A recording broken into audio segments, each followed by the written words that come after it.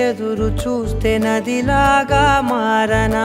చైత్రమల్లె నువ్వు పూస్తే చిగురాకే అవ్వనా నన్నే వరించే యువరాజును అంట నీ